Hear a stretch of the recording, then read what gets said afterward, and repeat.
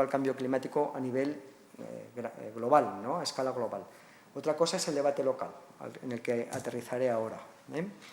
¿Qué debates son de actualidad en España? Pues el ATC de Villar de Cañas, de Cuenca, que he hablado un poquitillo, y que está pensado en unos terrenos que hasta los propios técnicos del Consejo de Seguridad Nuclear dicen que son inapropiados. El proyecto de la mina de uranio en Retortillo, ha aparecido una empresa australiana que se llama Berkeley, que le compró a Enusa, la empresa nacional de uranio, los derechos de explotación por unos 50 millones de euros, pero Enusa se había ido de allí. Enusa se había ido porque ese yacimiento está gastado. Berkeley dice, no está gastado, hay no sé cuántas toneladas de uranio. Es verdad, pero el precio que cuesta sacar ese uranio es, según Enusa, unos $100 la libra, aproximadamente el triple de lo que cuesta hoy el uranio. ¿Por qué Berkeley se mete en eso? Pues Berkeley se mete en eso porque es una empresa que no está haciendo minería en realidad, que está especulando. El día que Berkeley anunció que había comprado los derechos de explotación de un yacimiento en España, esto lo anuncia a nivel mundial, el valor de sus acciones se triplicó. Luego, de entrada, alguien ya ha ganado más de 50 millones de euros que les costó. En la actualidad, el proyecto está parado porque falta el permiso para la fábrica de concentrados. Una mina de uranio sin fábrica de concentrados no tiene sentido, porque tú no vas a sacar toneladas de tierra, las vas a cargar en camiones y las vas a trasladar hasta otro sitio para que se haga el concentrado. Pero la fábrica de concentrados no tiene el permiso del Consejo de Seguridad Nuclear, pero no por nada, porque ellos pidieron el permiso, el Consejo dijo, hacéis estos cambios y os lo doy. Ellos no han hecho ningún cambio, han dejado pasar el tiempo, luego han demostrado bastante poco interés. El problema es que el permiso de la Junta de Castilla y León y el permiso de minería expiran, caducan, y han tenido que hacer algo. ¿Y qué han hecho? Unas balsas para lo que han arrasado una parte preciosa y han arrancado entre 250 y 1000 encinas. Hemos conseguido que un juez lo paralice y hemos conseguido que de momento el ministro de Industria diga públicamente que el proyecto está suspendido y que no tiene permiso. De momento así está todo. Pero es insensato el destrozo que están haciendo para un yacimiento que no se va a explotar, Bueno, la ampliación del cementerio nuclear del Cabril es clave si se quiere prolongar el funcionamiento de las nucleares, porque no caben los residuos, no caben. Y, finalmente, ya lo he dicho antes, la clave del debate nuclear en nuestro país pues es la prolongación del funcionamiento de las nucleares a 60 años. Garoña está, por tanto, en el ojo del huracán, pero la clave no es Garoña, la clave es Almaraz. ¿Por qué? Pues porque Almaraz son 5 Garoñas. Por el camino, en la luz verde que ha dado el Consejo de Seguridad Nuclear a Garoña, ya hemos avanzado. Gana la banca. Diga lo que diga Nuclenor mañana, yo creo personalmente que no se va a reabrir la central. Esto que pongo aquí ya ha pasado. Primero, 2 precedentes. El CSN informa favorablemente, el CSN no da permisos, el Consejo de Seguridad no da permisos, los da el Ministerio. El Consejo de Seguridad Nuclear emite informes. Pues informa favorablemente un permiso de 17 años, cuando hasta ahora solamente daba permisos o informaba para permisos de 10. Primer precedente. Segundo precedente, da luz verde para un funcionamiento de un reactor hasta los 60 años. Endesa y Iberdrola dicen, mira, Garoña da igual, ya está, las demás, ¿no? Pero no acaba ahí la cosa, no. Se modifica el Reglamento de Instalaciones Nucleares y Radiactivas a medida. Este reglamento es la piedra angular de la seguridad nuclear. Pues eso se ha modificado a medida. Se hacen nuevas instrucciones de seguridad. Todo esto pasa desapercibido y es gravísimo, importantísimo. La IS 30 de protección contra incendios, la IS 10 de métodos de seguridad. Se hacen lo que se llaman especificaciones técnicas de funcionamiento mejoradas. Esos son los parámetros de la central. Bueno, pues sin que nadie se lo pida, el Consejo de Seguridad Nuclear ha estudiado ya las ETFs de Almaraz, sin que nadie se lo pida. Ya vamos adelantando tarea para luego. Hasta ahora se pedían permisos con 3 años de anticipación, lo que significa que Almaraz 1 y 2 y Vandellós 2 van a tener que pedir el permiso ya. en junio y en julio, respectivamente. Y es necesario un plan de extensión de funcionamiento. Aquí os pongo, os voy a dar, no os quiero aburrir mucho, 2 brochazos sobre cómo está Garoña. Garoña es un reactor de agua en ebullición, y aquí hay un esquema. Esto es la contención, que es ese cubo ahí cuadrado. Por cierto, Garoña es idéntica al reactor número 1 de Fukushima. Incluso empezaron a funcionar en el mismo año, en el año 71. Bueno, la contención fue reparada a raíz del accidente de Chernóbil. Las penetraciones de las balas de control, estos agujeritos de aquí abajo, las barras de control son los frenos de la central. Se mete la barra de control y se para la reacción. Bueno, pues están corroídas, están fisuradas, se podrían romper. De hecho, hay algunas reparadas. El barrilete, que es esta pieza de aquí, también sufre corrosión y en el año 2000 se le soldó un cincho, así todo alrededor, para que aguante. El sistema de protección contra incendios es un problema endémico de Garoña. Se ha visto que en caso de incendio se desplomaría el techo sobre la turbina y sobre el generador, lo cual sería Fukushima 2. Y, como digo, es una central con una seguridad muy degradada y el problema es el riesgo. Los vientos soplan en general hacia el noreste. Os invito a que miréis, os metéis de vez en cuando en la EMET, decís el tiempo en el Valle de Tobalina, que es donde está Garoña, y veréis, ¿no? Mayoritariamente norte-noreste. O sea que aquí probablemente llegaran, ¿verdad? Y está en la cabecera del río Ebro,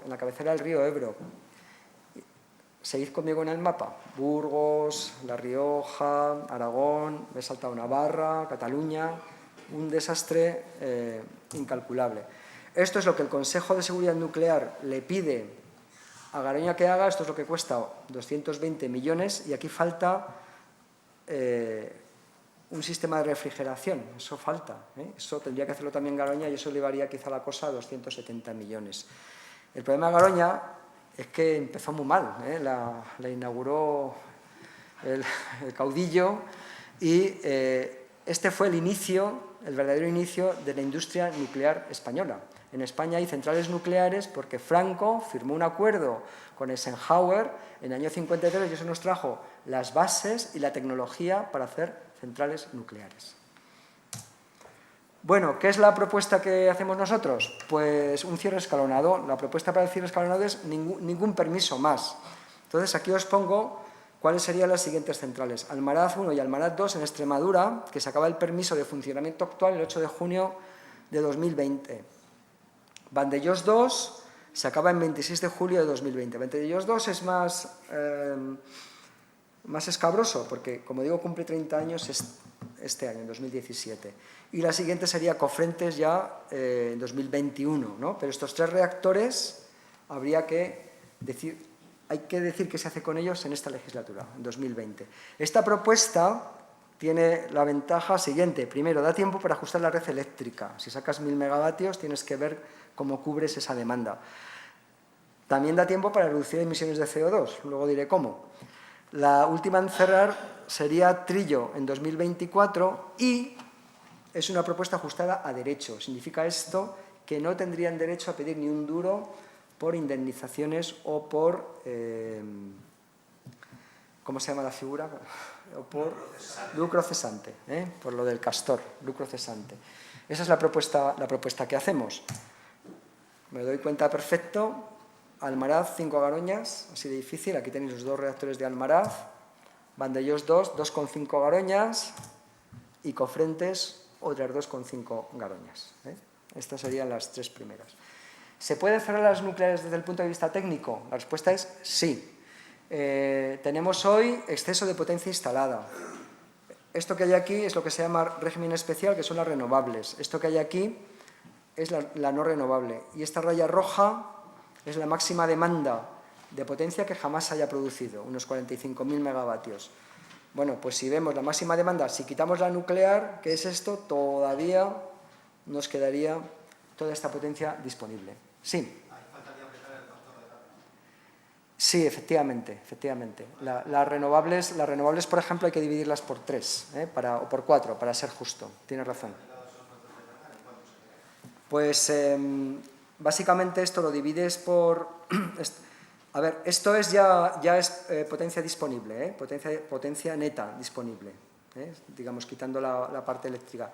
El factor de carga, pues las centrales nucleares están aproximadamente al 90% y los ciclos combinados, etcétera, en principio incluso factores superiores al 90. En realidad están al 15, pero porque están aquí no se encienden, ¿eh? Pero digamos la disponibilidad podría ser también cercana al 90. O sea que estas cifras, salvo esto de aquí, que efectivamente habría que dividirlo por 4 para ser justo, todavía se sostiene lo que digo. Todavía se sostiene lo que digo. Bueno, tenemos exceso de potencia. Si unimos esto al precio elevado, esto explica por qué no se construyen nucleares.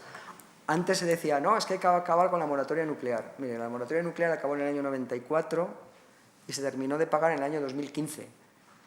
Y no hay moratoria nuclear. O sea, si usted quiere hacer una nuclear, haga los procesos que yo he dicho anteriormente y lo puede hacer.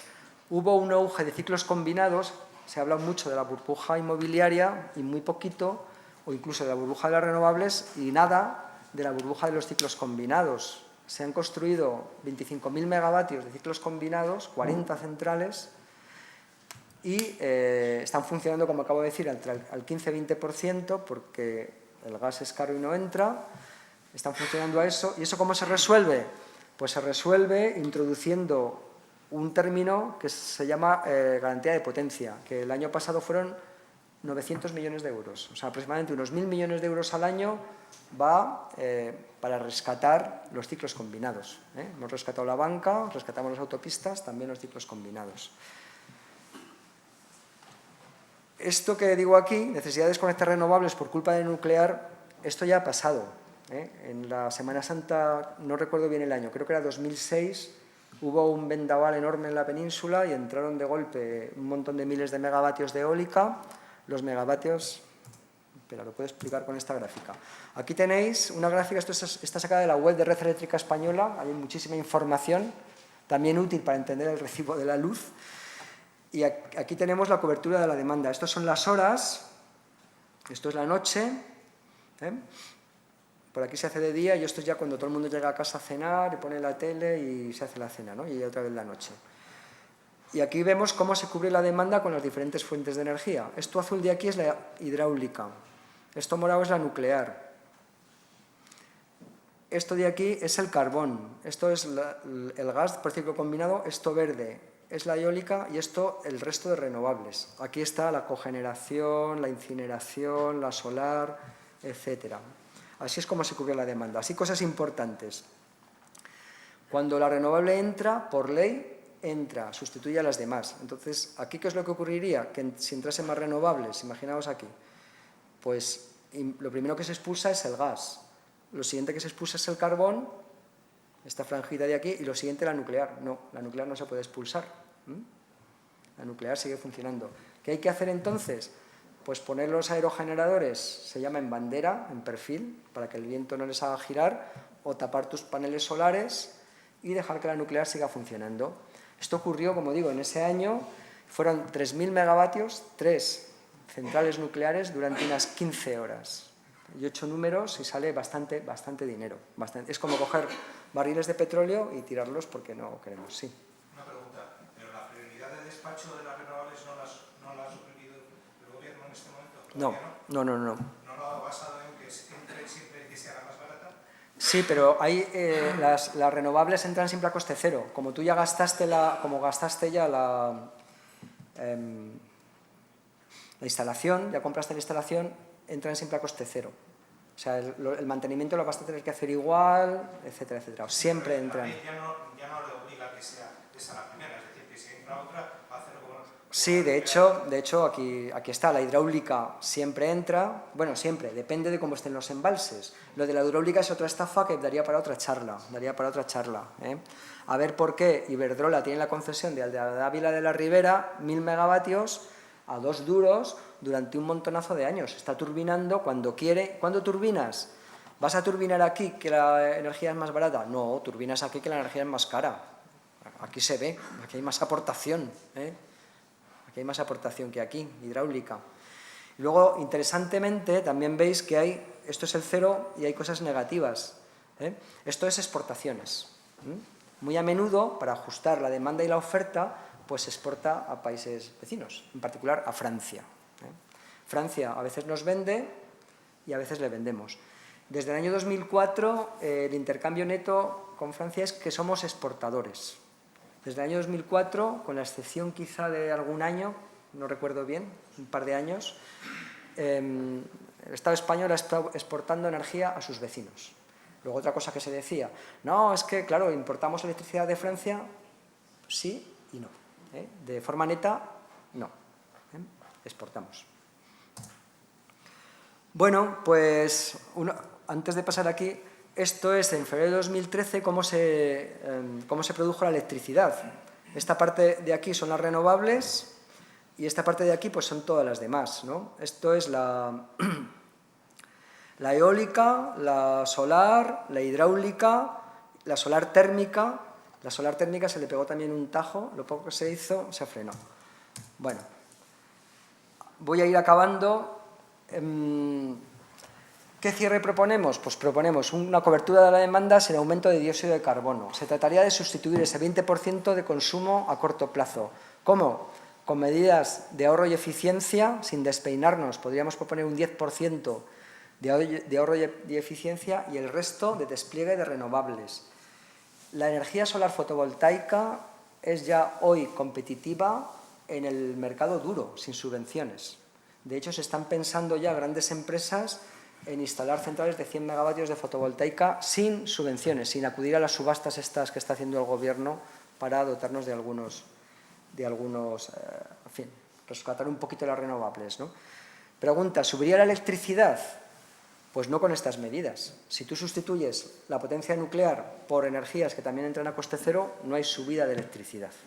Claro, si no hacemos nada, sí, subiría la electricidad. La economía del cierre nuclear.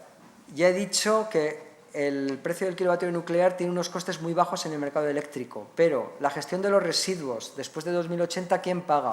El riesgo nuclear está infravalorado. Y no nos olvidemos de que la energía nuclear existe en este país porque se la ha subvencionado con el pago por una empresa pública, Enresa, de la gestión de residuos, por la moratoria nuclear, por los costes de transición a la competencia y por el stock del uranio. En total, así grosso modo, sin afinar mucho, unos 20.000 millones de euros.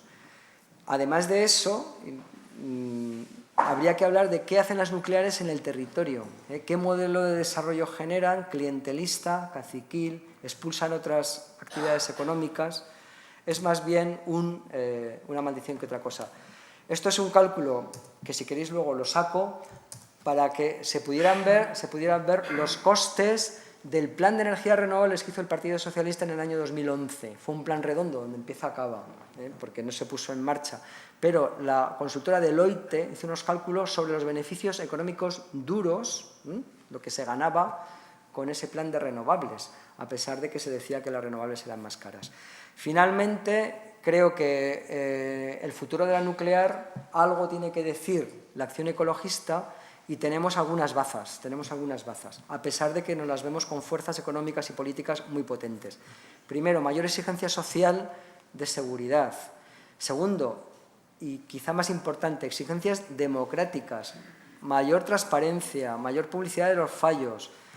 Todo esto son demandas que vienen de la mano del 15M y que, aplicados a nuestro sistema energético, se pegan de bruces con la energía nuclear. Después hemos creado, fijaos, estoy poniendo aquí un logo nuevo, que es el MIA, el Movimiento Ibérico Antinuclear. Nos hemos unido con los portugueses para luchar contra la central nuclear de Garoña. Hay alternativas, podemos hablarlo, pongámoslas en marcha. Muchísimas gracias.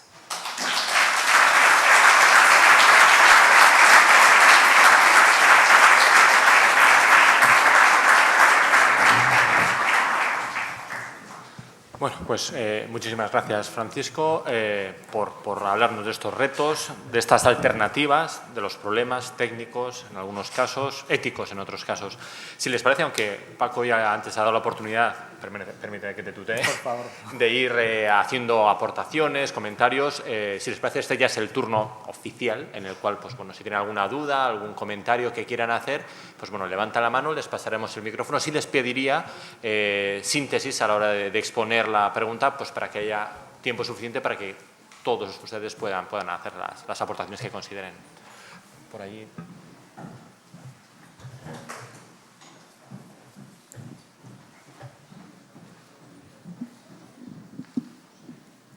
Sí, hola, buenas tardes. Quería saber si las centrales nucleares están conectadas a Internet y qué seguridad tiene frente a los ciberdelincuentes. No están conectadas, son islas y no están conectadas precisamente para evitar intrusiones de ese estilo. ¿Conectado? Sí, pero tampoco. los sistemas de control, etcétera, no están conectados. Tú puedes aislar la central. Efectivamente, el sistema sí está conectado, red eléctrica lo controla, etcétera, pero en caso de que alguien quisiera actuar sobre el funcionamiento del reactor, no podría. Pero sí puedes actuar sobre el funcionamiento externo eléctrico que tiene repercusiones sobre la central. Sí, ciertamente sí, eso sí, claro. De hecho, hay algunos sucesos que tienen que ver con pérdidas de alimentación externa de la central. El otro día hubo uno es que no recuerdo si fue en Trillo o en Almaraz, en una de las dos. Se fue la alimentación eléctrica y fue en Almaraz. Y la central pues se apagó. Y entonces tuvieron que pararla, sí.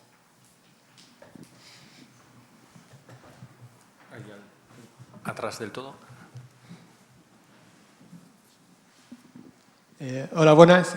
Yo quería preguntarles a ver si estas propuestas que nos ha explicado se las ha podido presentar a miembros del Gobierno o a grupos políticos y qué le han contestado. Gracias.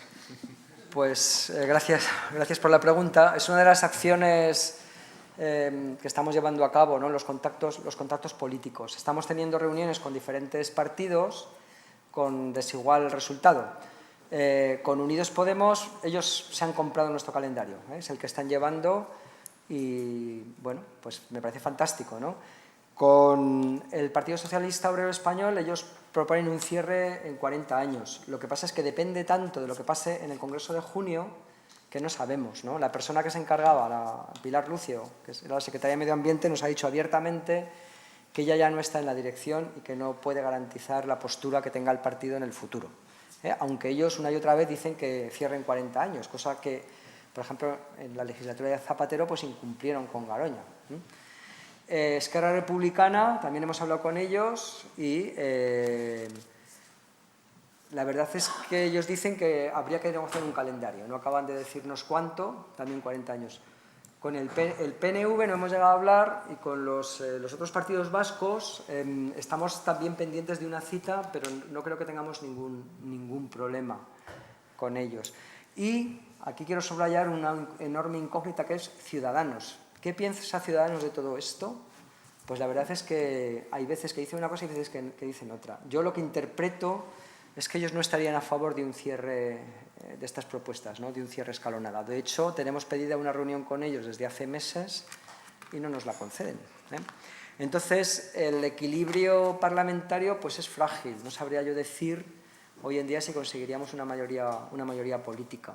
En todo caso, probablemente eso se estrellará contra la capacidad de veto del Gobierno. De hecho, ya el Gobierno ha vetado una proposición de ley de cierre escalonado de nucleares presentada por Unidos Podemos, con este calendario precisamente, sin dar siquiera la oportunidad al debate.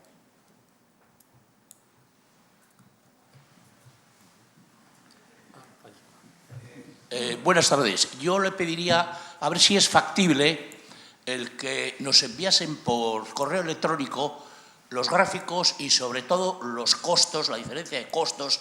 Claro, sí. Porque aquí pues no se puede digerir todo eso. Sí. Entonces, claro, aunque yo reconozco que es una cosa personal suya, que claro, igual no es, y por eso le digo si es factible. Encantado.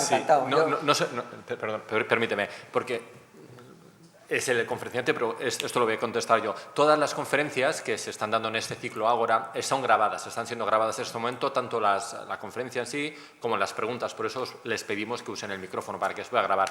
Y están disponibles tanto estas como las anteriores en las páginas web. Con lo cual, si entran en Ágora K 2050 o en la página de Fundación Cristina Nea, del Ayuntamiento o del Museo San Telmo, pueden ver la conferencia íntegra, parar en el momento adecuado, aumentar los gráficos. O sea, técnicamente es posible todo esto. Perfecto. De todas formas, yo ofrezco un informe de texto escrito, que creo que son unas 20 páginas, donde hay recogidas muchas, no todo esto, porque hay muchas cosas nuevas que han pasado recientemente, pero hay muchos elementos de estos recogidos que puede enviar por correo electrónico a quien lo desee. Es un PDF, no ocupa mucho. Digerir esto en una hora, Sí, yo lo comprendo. Esto es mi obsesión por demostrar con datos lo que digo. No sé si es sana o no, pero me persigue esa obsesión. Muy bien, muchas gracias.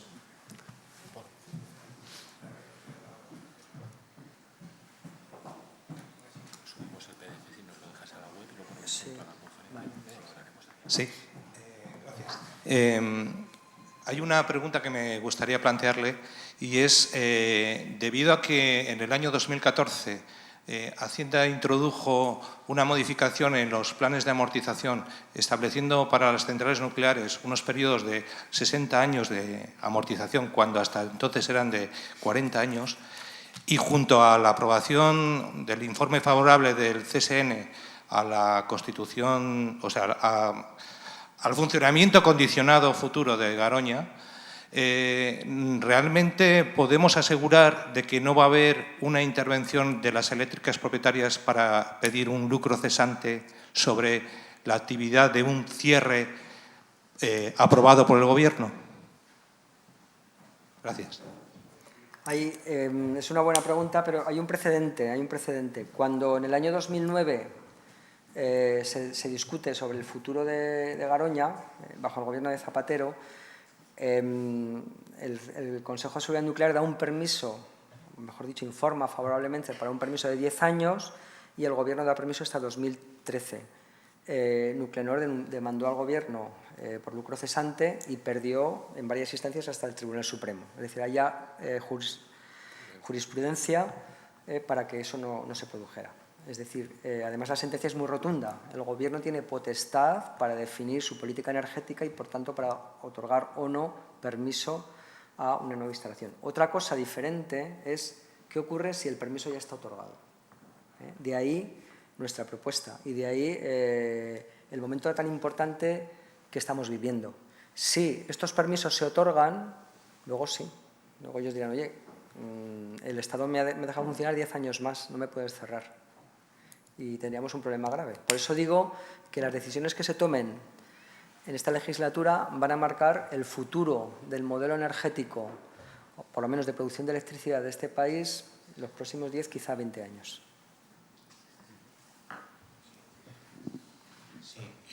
El Consejo de Seguridad Nuclear, ¿cuál es a tu juicio, bueno, cuál debería ser su papel y cuál es a tu juicio su realidad y su grado de independencia? Es un asunto clave y gravísimo.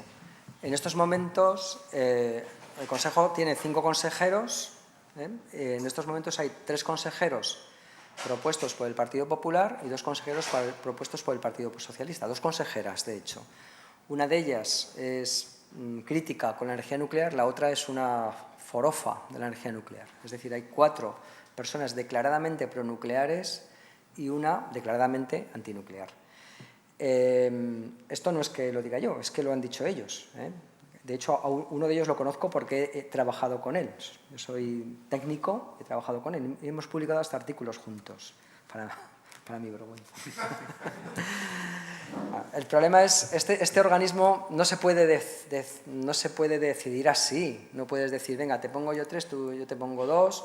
Antes había un consejero de Convergencia Junior, designado por Convergencia Junior y muchas veces de Convergencia Junior. De hecho, los 5 consejeros actuales son militantes de estos 2 partidos. Eso no es independiente, Si en la televisión española estamos exigiendo unos acuerdos mínimos para nombrar, la televisión pública, para nombrar los consejeros, el presidente, el director, etcétera, aquí, ¿por qué no?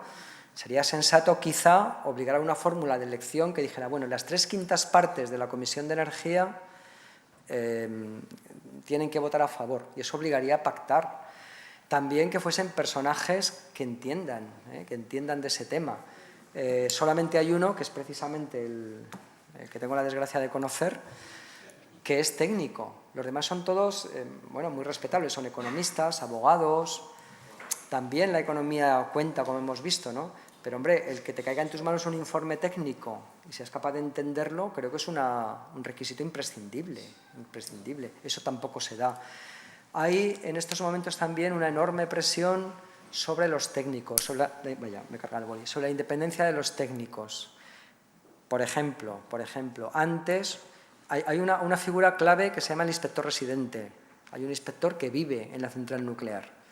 Antes este inspector podía, por su cuenta, llamar a cualquier técnico del consejo y pedirle asesoría. Oye, la bomba de no sé qué, ¿cómo es?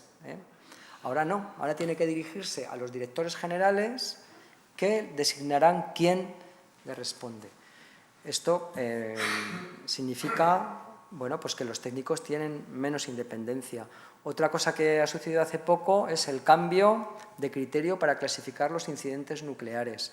El jefe de área que se encargaba de eso protestó por ese cambio y lo cesaron. Estamos viviendo, yo creo, la época más oscura del Consejo de Seguridad Nuclear. El presidente se ha negado repetidas veces a comparecer en el Parlamento. Si a usted le ha nombrado el Parlamento, usted tiene que rendir cuentas ante el Parlamento. Yo pertenezco a un organismo que se llama Comité Asesor en materia de transparencia e información. Este organismo se supone que está hecho para, bueno, pues para tirarle las orejas al Consejo cada vez que no hace bien este trabajo de transparencia. Pues se reúne 2 veces al año y cada vez que se me ocurre preguntar por qué pasa con Garoña, que estos años de atrás, ¿no?, que el Consejo estaba estudiando Garoña, ¿qué iban a hacer? Me decía, eso está sub judice, usted no tiene derecho a preguntarme eso, pero gritándome. Pero, hombre, en fin, es una muy mala situación. Estamos trabajando ya un grupo de gente en pensar una nueva ley para el Consejo. La ley de creación del Consejo es del año 80 y se reformó en el año 2006, creo recordar. Pero la reforma es insuficiente claramente. Sobre todo esto de pactar por más mayorías políticas, más cualificadas, los consejeros creo que sería clave. No sé, otro ejemplo, el presidente del Consejo de Seguridad Nuclear era secretario de Estado de Energía del gobierno de Soria, y cesó y a las 24 horas lo nombraron presidente del Consejo de Seguridad Nuclear. Tendría que haber una regla de incompatibilidades también de ese estilo, ¿no? O sea, si usted ha trabajado en la industria nuclear o usted viene del gobierno, no podría ser. En fin, hay una serie de cosas, de requisitos que yo creo que son obligados.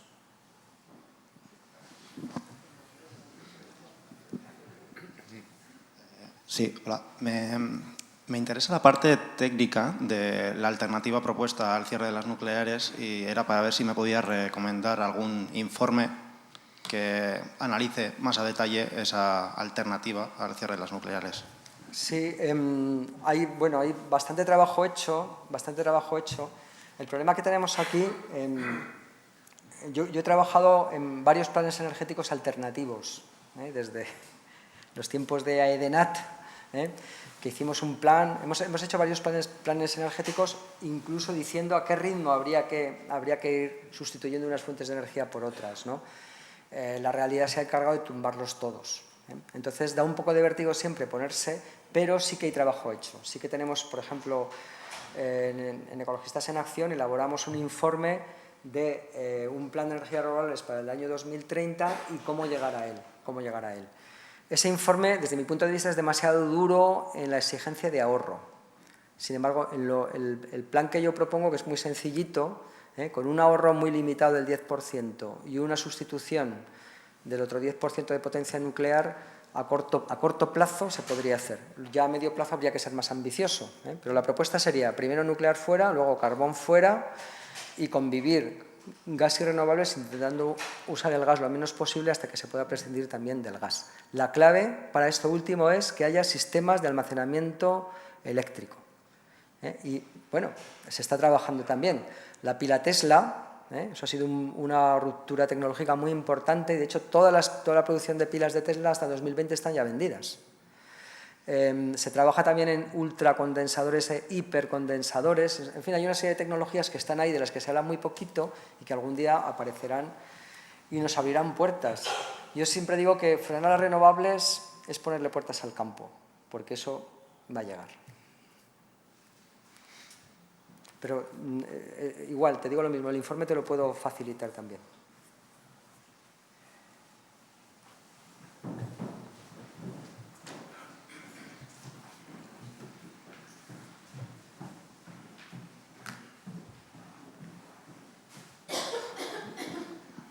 Mi pregunta está un poco dirigido a las incineradoras. No sé si las incineradoras, me ha parecido entender, como que entran, aportan algo al flujo eléctrico, en fin, a la producción eléctrica, vamos a decir, en términos coloquiales. Entonces, no sé si hay una tipología de incineradoras que unas y otras no, no sé. Mi pregunta va dirigida un poco a la que se proyecta en Zubieta, si entraría entre las que aportarían energía, fluido eléctrico. Entonces, es una fuente de beneficios, pienso yo, para la gestión de esas empresas, de esa incineradora en concreto. Porque el costo debe ser cerca del cero, ¿no?, de los gastos.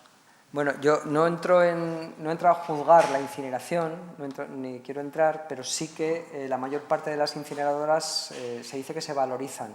De hecho, fíjate que las energías no las he llamado de régimen, no las he llamado renovables, sino de régimen especial. Y efectivamente, es las incineradoras, todo aquel sistema energético que de alguna manera aproveche algo que de otra manera se tiraría, se le llama régimen especial y entra en el mix, ¿no? Las incineradoras modernas, todas, producen electricidad, todas, ¿eh? Hay, no sé, otros ejemplos, ¿no? Los purines, ¿no? El tratamiento de las granjas de cerdos, en fin, todo eso se valoriza y produce energía. Produce energía que de otra manera tirarías, no existiría, ¿eh? Sin juzgar la incineración como tecnología, quedaría también para otra charla.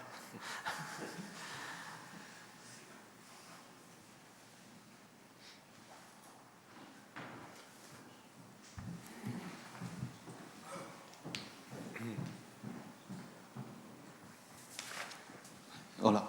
Oye, te hablo desde el Valle de Tobalina. Bueno, soy de Donosti, pero tengo contacto. ¿No hay una posibilidad de que haya planes de reconvertir la instalación en un ATC o un ATI?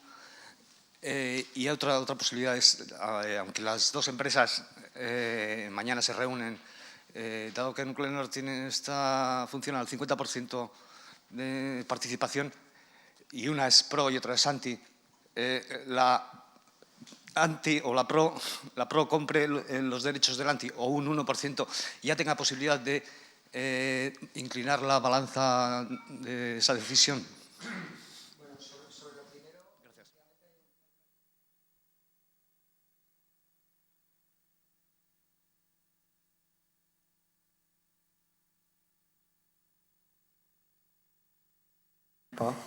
No puede ser de otra manera si se quiere desmantelar, ¿eh? No he dicho un poco lo que pensamos sobre la gestión de los residuos, pero lo que nosotros diríamos es, se hace el calendario de cierre, eso implica proceder a desmantelamiento, cada cual con su ATI, y luego vemos, ¿eh? Ese sería el ATI de Garoña.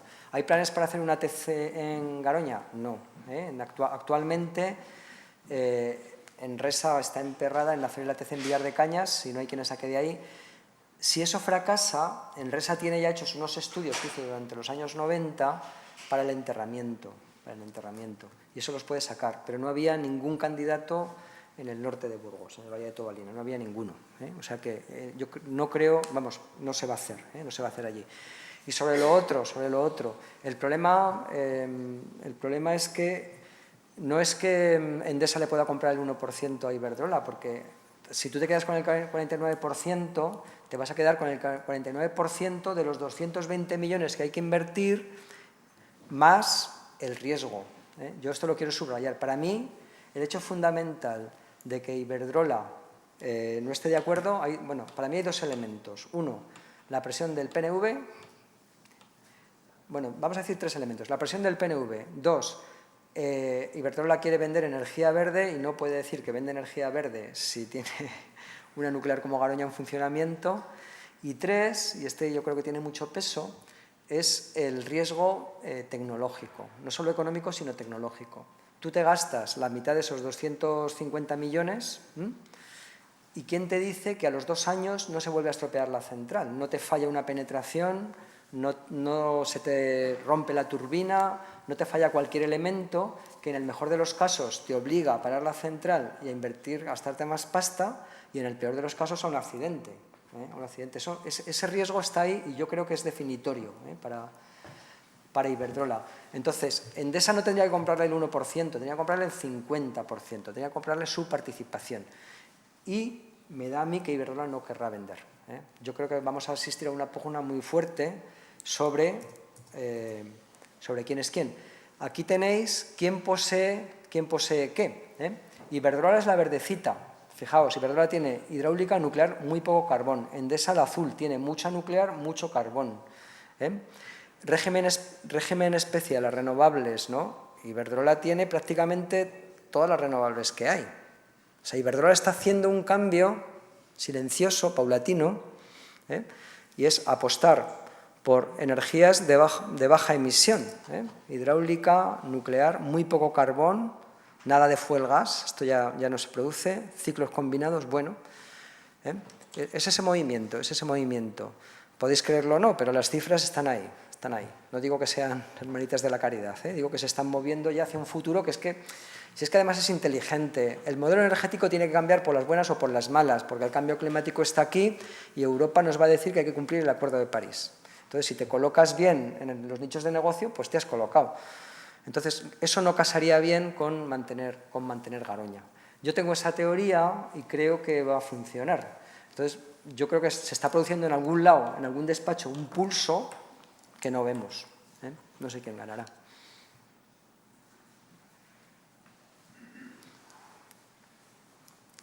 Sobre esto puedo contar una anécdota muy rápida sobre esto de los pulsos y acabo, permitidme. Y es que un alto cargo parlamentario, no voy a decir nombres, un alto cargo parlamentario iba a recibir al director de la central nuclear de Almaraz a petición del director de la central nuclear de Almaraz. Él pidió la entrevista. Este hombre dijo, vale, te recibo. Un alto cargo parlamentario antinuclear, vale, te recibo y hablamos, no hay ningún problema. Pasa el tiempo y él que no fija en la reunión, y ya la secretaria del parlamentario llama a la secretaria del director y le dice, que además son secretarias las dos mujeres, y dice, oye, ¿qué pasa? ¿No estáis interesados en la entrevista? Dice, no, esto ya se está ventilando a niveles más altos. ¿Cómo de altos? ¿Dónde se está ventilando esto? A mí eso me cabrea mucho, no sé si lo notáis, me enerva. O sea, no, eso hay que ventilarlo donde hay que ventilarlo, que es los señores que hemos votado y que tienen que tomar estas decisiones democráticamente. Bueno, pues si les parece, con esta última reflexión vamos a dar por terminada esta charla.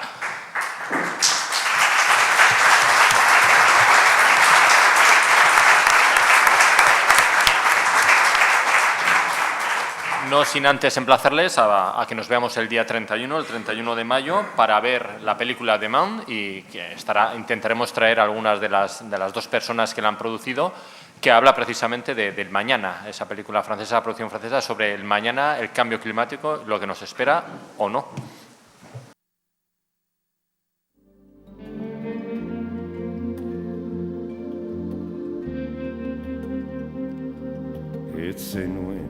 Inoiz aizea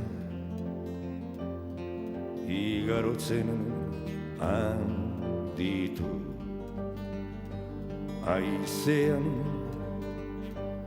aizeaz bakarrik mintzo da gezurra da